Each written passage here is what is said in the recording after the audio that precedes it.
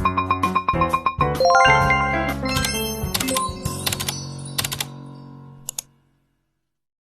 semuanya, perkenalkan nama lengkap saya Agnes Angelita Sero, biasa disapa Agnes. Saya mahasiswa dari Universitas Flores, Fakultas Keguruan dan Ilmu Pendidikan, Program Studi Pendidikan Guru Sekolah Dasar. Di video ini saya akan menjelaskan dan memaparkan kepada teman-teman materi saya yang akan saya bawakan, yaitu tentang good governance atau pemerintahan yang baik. So, langsung saja kita simak videonya. Oke, jadi baik, pada materi good governance ini saya mengambil dua sub pokok bahasan. Pokok bahasan yang pertama yaitu saya menjelaskan mengenai definisi dari good governance. Sebelum kita masuk pada materi mengenai definisi good governance, perlu teman-teman ketahui istilah good governance. Nah teman-teman, istilah good governance itu berasal dari bahasa Inggris yang berarti tata kelola pemerintahan yang baik. Good governance merupakan tata kelola pemerintahan yang baik. Penggunaan istilah ini pertama kali dikemukakan oleh Presiden Amerika Serikat yang ke-27 bernama Wilson pada tahun 125 tahun yang lalu, mengatakan bahwa pemerintahan harus dijalankan berdasarkan tata kelola yang baik. Nah, dalam pidatonya tersebut beberapa akademis merespon dengan baik. Kemudian mereka mengubahnya menjadi studi empirik yang menjadi sebuah ilmu pengetahuan. Teman-teman, studi empirik pada good governance ini telah diterapkan pada negara-negara maju. Negara-negara maju telah mengikuti atau telah menerapkan good governance sebagai upaya pemerintahan dalam rangka meningkatkan daya saing bangsa. Kemudian hubungan kesetaraan antara pemerintah dengan civil society, dengan dunia usaha dan lain-lain. Kemudian juga memberikan dukungan kepada pemerintah dalam meningkatkan sumber daya manusia, khususnya birokrasi pemerintah beserta kemitraannya dalam pelaksanaan program tata kelola usaha yang baik. Jadi teman-teman, dari penjelasan singkat tadi saya menyimpulkan bahwa good governance itu dipakai oleh negara-negara maju untuk mengupayakan kesetaraan hubungan antara pemerintah dengan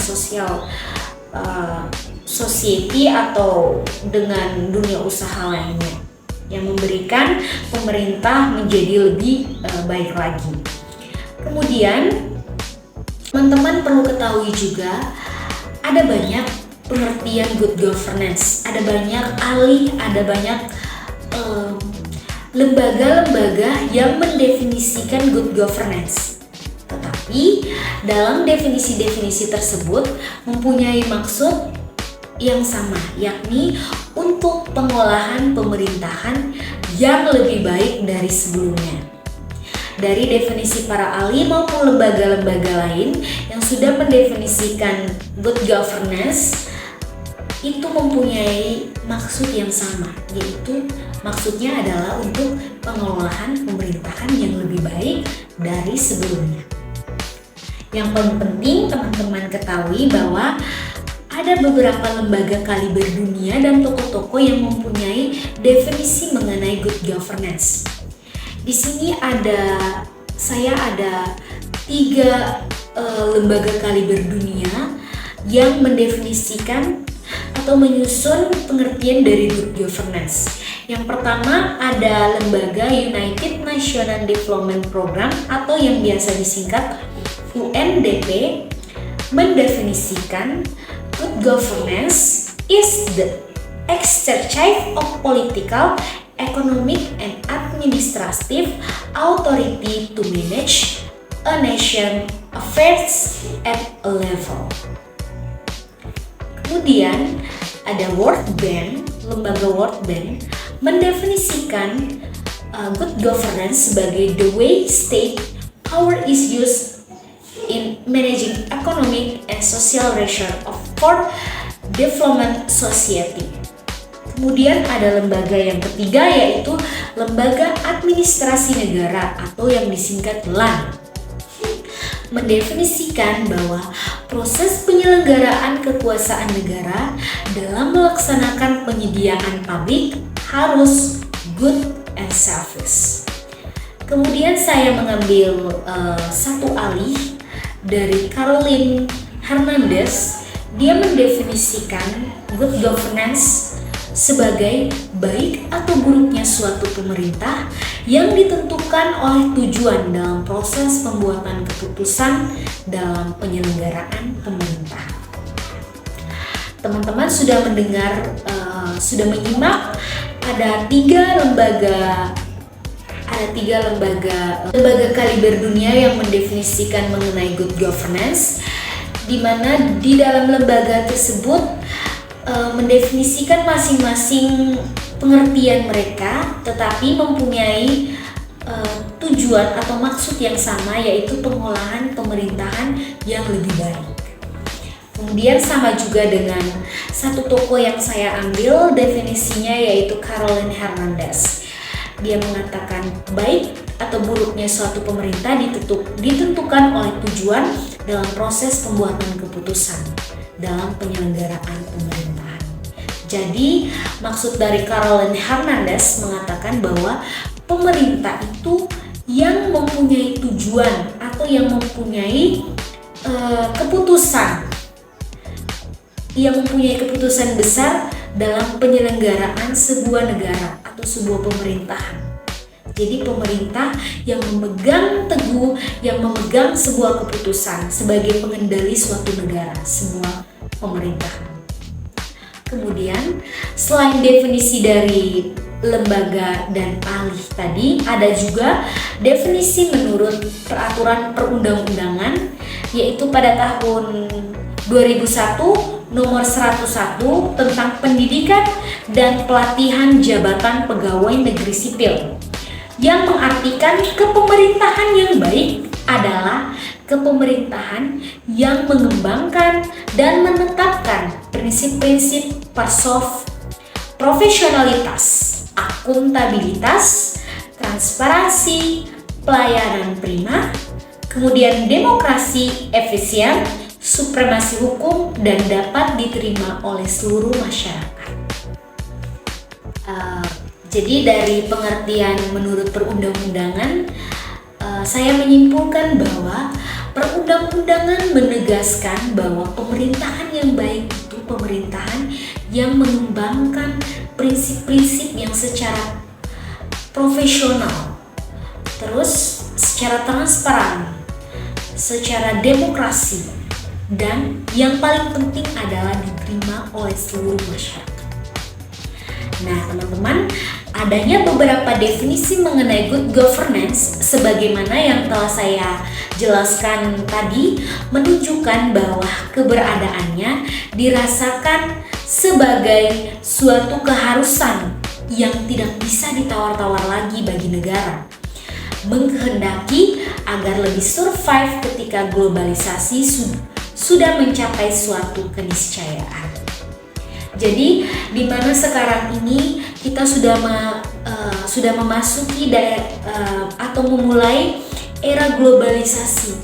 Jadi kita harus sebagai pemerintahan yang baik, kita harus bisa menerapkan sistem kepemerintahan yang berdasarkan era atau zamannya pada saat ini.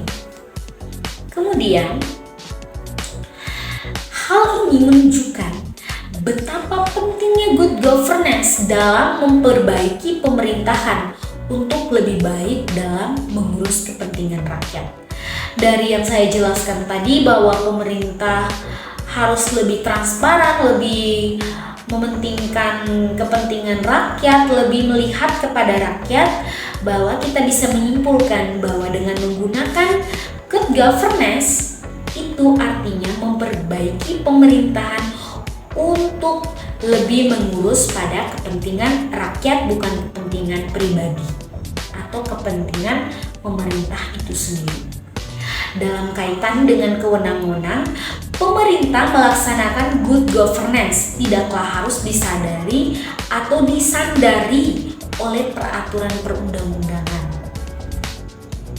Jadi pemerintah tidak usah mendasari atau mempokokkan atau meluruskan bahwa peraturan perundang-undang harus sesuai dengan good governance, melainkan peraturan perundang-undang juga atau good governance juga memiliki asas-asas umum, yaitu sebagaimana sudah diterapkan pada good governance itu sendiri. Ada asas-asas karakteristik yang sudah diterapkan pada good governance. Kemudian tidak hanya melalui peraturan perundang-undang, tetapi juga melalui asas-asas umum pemerintahan yang baik seperti yang saya jelaskan tadi, yang sekarang ini telah berkembang menjadi tata kelola pemerintah yang baik atau good governance. Dari perkembangan tata kelola pemerintah yang baik atau good governance tadi menjadi suatu tolak ukur atau suatu paradigma dalam penyelenggaraan pemerintahan. Telah menjadi program bagi pemerintah untuk mewujudkan dalam berbagai kegiatan dan tugas-tugas pemerintah yang harus jalan dengan prinsip-prinsip good governance. Pada paradigma ini memberikan pengaruh terhadap faktor-faktor yang menjadi pendukung untuk terselenggaranya tugas-tugas pemerintah. Pada tugas pemerintah yang tidak mewujudkan prinsip good governance, maka tidak akan memberikan kontribusi terhadap terlaksananya kewajiban bagi yang melayani. Jadi baik teman-teman, tadi teman-teman sudah mendengar pokok bahasan saya yang pertama. Di situ saya menyimpulkan bahwa pemerintahan yang bersih dan baik sangat diinginkan oleh setiap warga negara, khususnya negara Indonesia, agar masalah dalam urusan tata kelola industri di Indonesia dapat terselesaikan dengan baik. Negara Indonesia juga sudah menerapkan konsep good governance atau tata kelola pemerintah yang baik. Kemudian saya masuk pada pokok bahasan yang kedua mengenai prinsip-prinsip, karakteristik, dan lain-lain mengenai tentang good governance. Yang pertama, pembahasan mengenai prinsip-prinsip dari good governance itu sendiri. Pada dasarnya, dalam sistem pemerintahan di Indonesia, ada beberapa prinsip good governance yang harus dipegang. Yang pertama yaitu akuntabilitas. Akuntabilitas itu merupakan tanggung jawab seorang pemimpin pabrik yang sudah diberikan kepercayaan oleh masyarakat untuk mengurus segala kepentingan yang dilakukan. Misalnya, pada kepala desa diberikan kewajiban untuk mengurus desa. Jadi, kepala desa tersebut harus memiliki prinsip akuntabilitas, yaitu seorang yang memiliki tanggung jawab kepada rakyat atau kepada masyarakatnya. Kemudian yang kedua, prinsip dari good governance yang dikembangkan oleh sistem pemerintahan Indonesia yaitu partisipasi masyarakat. Nah, bentuk keterlibatan dan keikutsertaan masyarakat secara aktif dalam mengikuti rangkaian kegiatan yang dapat dilakukan melalui penyampaian pendapat serta mengambil keputusan, baik secara langsung maupun instansi yang dapat mewakili kepentingan mereka. Jadi partisipasi masyarakat, misalnya tadi yang saya ambil contoh kepada kepala desa. Jadi sebelum adanya kepala desa, pasti masyarakat harus memilih terlebih dahulu kepala desa. Rakyat sudah ada calonnya, kemudian rakyat sendiri yang memutuskan atau memilih kepala desa tersebut. Nah, itu ada pada prinsip good governance, yaitu di mana masyarakat mengikutsertakan dalam mengambil keputusan, baik secara langsung maupun diwakili oleh instansi. pada prinsip partisipasi masyarakat. Yang ketiga yaitu transparansi. Nah, transparansi itu suatu prinsip dasar yang dapat dibangun untuk mendapatkan informasi tentang kepentingan umum, baik secara langsung dan dapat diukur berdasarkan sulitnya akses masyarakat terhadap informasi. Jadi, diharapkan kepada pemerintahan, tadi yang saya jelaskan adalah pemerintahan desa, diharapkan kepada pemerintahan desa untuk lebih transparansi kepada masyarakat, sehingga masyarakat tidak mengalami akses kepada pemerintahan desa itu secara sulit atau secara terbatas.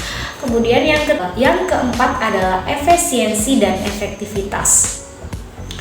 Pada dasarnya, prinsip yang harus ditegakkan atau diterapkan agar pelayanan terhadap publik menjadi semakin baik dengan pemandu setiap kegiatan dan proses kelembagaan dalam upaya mendapatkan apa yang benar-benar dibutuhkan oleh masyarakat.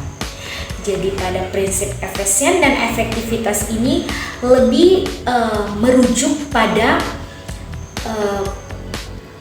suatu kegiatan yang harus benar-benar dilakukan yang sesuai dengan kebutuhan.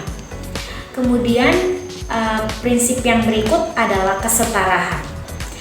Nah, pada prinsip ini dapat diartikan dengan memberikan pelayanan. Pada prinsip ini dapat diartikan dengan memberikan pelayanan dan perlakuan kepada publik tanpa membeda-bedakan. Seluruh masyarakat memiliki kesempatan untuk meningkatkan kualitas hidup atau dapat mempertahankan kesejahteraannya. Pada prinsip kesetaraan ini, di mana pemerintahan atau pemerintah yang saya ambil contoh tadi, pemerintah desa, kepada masyarakat desa tidak bisa memandang bahwa dia miskin ataupun dia kaya. Jadi harus memandang kesetaraan, di mana miskin dan kaya tetap setara. Kemudian yang berikut adalah tegaknya supremasi hukum atau rule of law. Nah, dalam praktek atau dalam proses politik, masyarakat membutuhkan metode dan aturan hukum dalam pembuatan kebijakan publik demi mewujudkan pemerintahan yang baik. Kerangka hukum seharusnya bersifat tidak memihak dan tidak diskriminatif, termasuk hukum yang berkaitan dengan hak asasi manusia. Jadi pada prinsip ini, supremasi hukum atau rule of law ini lebih menegakkan pada kaitan dengan hak asasi manusia, di mana pemerintah tidak boleh memihak dan tidak boleh melakukan diskriminatif terhadap masyarakat. Kemudian yang ketujuh adalah visi strategi. Di dalam visi strategi ini memandang yang strategis dalam menghadapi masa depan, agar masyarakat dan para pemimpin memiliki pandangan luas tentang pembangunan manusia serta tata kelola pemerintahan dapat lebih baik lagi. Pada visi strategi ini lebih menekankan pada pemimpin dan masyarakatnya agar dapat mengelola pemerintah dan membangun pemerintahan yang lebih baik lagi. Kemudian yang kedelapan adalah responsif. Dalam prinsip ini, setiap lembaga harus berkomitmen untuk memberikan pelayanan yang maksimal kepada berbagai pihak yang berkepentingan. Kemudian yang ke-9 adalah berorientasi pada konsensus. Nah, menurut United Nations Development Program, berorientasi pada konsensus merupakan prinsip tata kelola pemerintah yang baik agar suatu pemerintah dapat memediasi perbedaan dengan memberikan solusi atau keputusan apapun yang dilakukan melalui konsensus. Pokok bahasan yang berikutnya adalah mengenai ciri-ciri dari good governance. Yang pertama, melibatkan seluruh pihak untuk bertanggung jawab dan transparan serta adil dan efektif. Dan yang kedua, menanggung supremasi hukum. Yang ketiga, memastikan bahwa prioritas sosial politik dan ekonomi berdasarkan pada konsensus komunitas. Yang keempat, kepentingan kelompok miskin dan tertinggal selalu diperhitungkan dalam proses pengambilan keputusan untuk alokasi sumber daya pembangunan. Kemudian saya masuk pada pokok yang berikutnya, yaitu karakteristik dari good governance. Teman-teman perlu ketahui bahwa berdasarkan peraturan pemerintah nomor 29 tahun 2014 tentang sistem akuntabilitas kinerja instansi pemerintahan atau yang disingkat SAKIP, menunjukkan wujud nyata dalam memperbaiki tata kelola pemerintah agar semakin baik dalam menyelenggara kehidupan bernegara dengan karakteristik sebagai berikut. Yang pertama, harus transparansi. Nah, di sini transparansi merupakan saluran bagi masyarakat untuk membuka akses informasi guna memperoleh informasi tentang rencana, pelaksanaan, dan tanggung jawab dalam mengelola dana desa. Ada juga berdasarkan peraturan pemerintah dalam negeri nomor 20 tahun 2018 yang mengatur tentang pengelolaan keuangan desa, menyatakan bahwa pertanggungjawaban dan pelaporan pelaksanaan APBD wajib diumumkan dan diberitahukan kepada masyarakat dengan menggunakan papan pengumuman. Papan pengumuman tersebut diharapkan dapat digunakan sebagai media informasi yang jujur, tertulis, dan mudah diakses oleh masyarakat agar diketahui oleh banyak orang. Nah, itu saya ambil contoh dari karakteristik good governance tentang transparansi. Kemudian yang kedua adalah partisipatif. Partisipatif ini berperan aktif dalam suatu kegiatan yang dilaksanakan. Pada dasarnya, partisipasi masyarakat adalah bentuk keterlibatan yang diperlukan.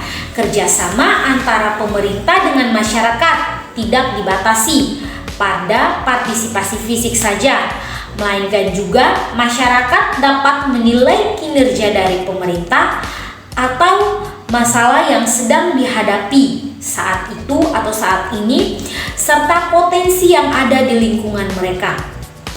Keterlibatan di lingkungan sekitar untuk menghadapi lebih banyak kemampuan publik bisa menjadi kekuatan utama untuk meningkatkan pelayanan publik.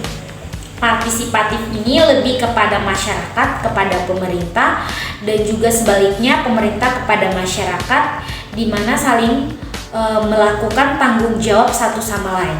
Kemudian yang berikutnya adalah akuntabel. Nah, akuntabel ini suatu tindakan yang dapat dipertanggungjawabkan oleh lembaga atau pemerintah yang memiliki kewenangan atas pertanggungjawaban untuk mengambil keputusan dan kegiatan yang dilakukan. Nah, berdasarkan prinsip ini, saya ambil contoh misalnya di desa lagi. Berdasarkan prinsip akuntabel, kepala desa diharapkan dapat menjalankan tugasnya dan melaporkan semua kegiatan yang berkaitan dengan anggaran pembelanjaan dana desa yang ditujukan kepada masyarakat dan pemerintah berdasarkan pada hukum dan peraturan pada saat ini. Yang terakhir adalah tentang tertib dan disiplin. Saya ambil contoh lagi di desa.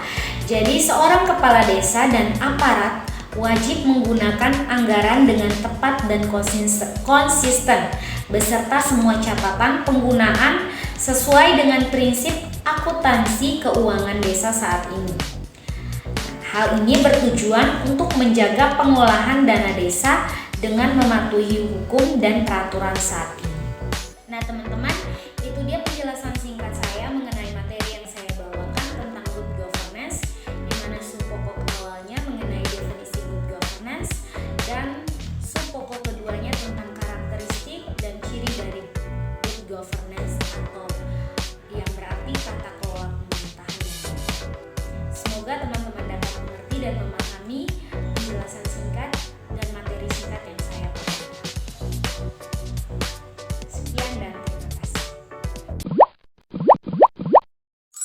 Thank